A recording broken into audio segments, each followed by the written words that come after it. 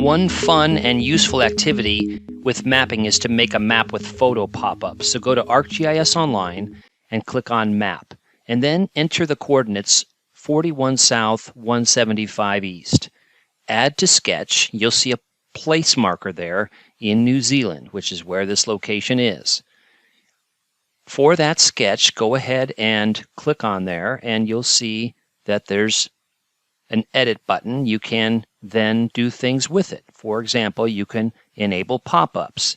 You can add media to it. What kind of media do we want to add? We want to add a photograph from a URL. So I'm going to enter that URL there, and I'm going to say done. And now I've got a photo that I actually took at that location, 41 South, 175 East in New Zealand. So adding photos to maps is a key skill. It's fun and it's useful.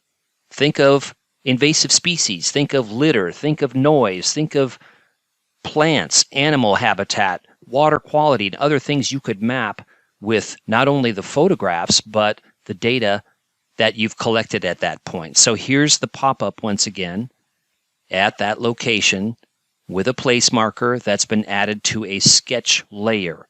Sketches can be points, lines, or polygons. Now let's go and add another one using the same technique. 171 east, 45 south, so minus 45, 171.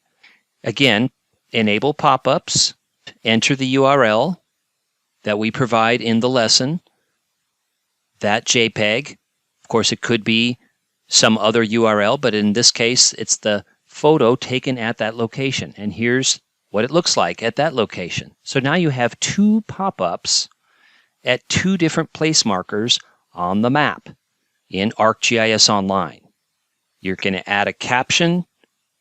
You've got some link capabilities there that we're not going to do, but let's say you want your users to click on that photo that's in the pop-up and go to another website. You can add that as a link. So that's one way. There's other ways, but that's one way of adding media to a map.